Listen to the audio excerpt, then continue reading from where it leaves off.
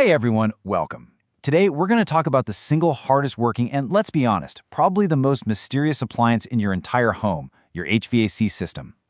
We're going to break down how it works, why it fails, and what you can actually do about it. So, let's just dive right in. I want you to picture this. It's the absolute hottest day of the summer, the air is just thick and heavy, and then, suddenly, nothing. Just silence. The cool air stops flowing, your AC is officially dead. Yeah, that's a moment of pure panic, right? It's a moment every homeowner dreads, and it's the exact scenario we're going to get you ready for today. All right, so to really get what happens when your system gives up, we're going to look at the anatomy of that crisis. And to do that, we're going to use a pretty fascinating case study. We're going to look at an extreme environment to understand the pressures that are on any HVAC system, no matter where you live. So where are we headed? We're looking at DeSoto, Texas. This is a place where HVAC systems are, and I mean this literally, pushed to their absolute limits. And here's the thing. By understanding the challenges a system faces there, we can all get a much better handle on what our own systems are up against. You're looking at a perfect storm of environmental stress right here. And it's not just the brutal 100+ degree heat. In a place like DeSoto, you've got this shifting clay soil that can literally crack and damage your ductwork from below ground. You've got tree roots and debris from storms that can just choke the life out of your outdoor unit. And then there's the high humidity, which forces the system to run constantly just to pull moisture out of the air. It is a full-on environmental assault. So with all that stress bearing down, systems eventually start sending out, well, let's call them warning signs. The real key for you as a homeowner is knowing how to translate them. So in this next section, we're going to turn those weird noises and confusing symptoms into problems you can actually understand. Okay, this slide right here, this is your decoder ring. Let's walk through it. So if you hear your outdoor unit making a humming sound, but the fan itself isn't spinning, that's a classic sign of a failed capacitor. That's the little part that gives the motor its get up and go. If you ignore that, you risk frying the compressor, the heart of the system, and that's a way more expensive fix. Now, what if your system runs all the time, but it's just blowing lukewarm air? You've probably got a refrigerant leak. And if the whole thing just shuts down without any warning, could be a clogged drain line, which sounds simple but can lead to some really serious water damage in your home. All right, so you've identified there's a problem. Now what? Let's walk through what a good, trustworthy, professional service call should actually look like so you know exactly what you should be expecting. You know, it really should be this simple. Just a 3-step process. First, you schedule the call. Second, a technician comes out, does a thorough diagnosis to find the real problem, and explains it to you. Then, and this is the important part, only after you see and approve a written estimate does the repair work actually begin. The whole process is designed to be totally transparent and to keep you in control. Just think of this as your personal checklist for hiring anyone. First off, are they fully licensed and insured? That's non-negotiable. Do they respect your time by showing up when they say they will?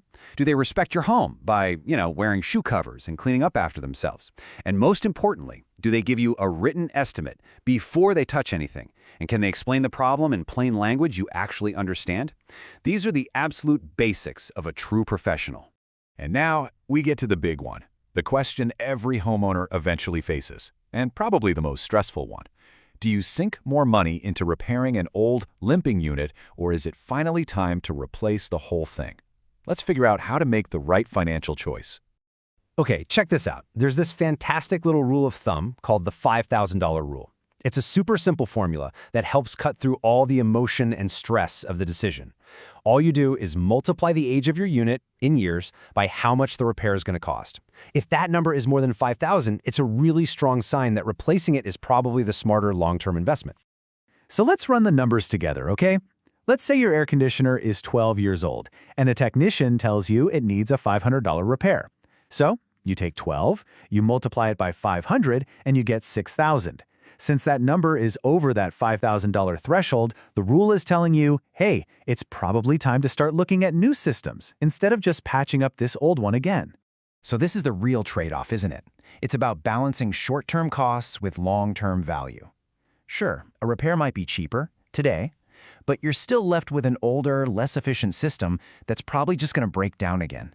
A replacement costs more upfront, no doubt, but what you're really buying is reliability, a brand new warranty, and some pretty significant savings on your energy bills down the road. And let me tell you, those energy savings, they're no joke. A unit's efficiency is measured by what's called a SEER rating. You can think of it just like miles per gallon for your car. An old system from 15 years ago might have a SEER rating of 8, maybe 10 if you're lucky. Well, today's high-efficiency models start at 16 SEER. That means they can be literally twice as efficient, which translates to real money you save on your utility bills every single month. Okay, we spent a lot of time talking about crisis mode, right? Let's flip the script. How do we play the long game? How do we stop these breakdowns from happening in the first place? You know, it all boils down to this one simple idea right here. This quote just says it all. Regular maintenance is all about catching the small, inexpensive problems before they have a chance to snowball into those catastrophic $1,000 failures that always seem to happen on the hottest day of the year. So what does a professional tune-up actually involve? It's way more than just a quick peek. They're cleaning the coils so heat can transfer efficiently. They're checking refrigerant levels so you get maximum cooling power. They test all the electrical connections and safety controls. A good one will also inspect your ductwork for those sneaky, energy-wasting leaks. And of course, they'll remind you of the one thing you can always do yourself. Replace those air filters regularly, especially during peak season. Okay, here's your homework. I want you to go outside and do this today. It's called the 2-foot rule, and it is so easy. Your outdoor unit, the condenser, it needs to breathe. So just go out and make sure there are at least 2 feet of clear space all the way around it. Trim back any bushes, clear out the leaves and debris. Proper airflow is absolutely essential for your system to run efficiently and to keep that compressor from overheating. And hey, if you need any more convincing about why maintenance matters, just look at this chart. The difference is it's just stunning. In a harsh climate, a system that gets regular maintenance can easily last 15, even 20 years. Without it, you'd be lucky to get 10. You can literally double the life of one of the most expensive appliances in your house with just a little bit of proactive care. So, we'll leave you with this final thought.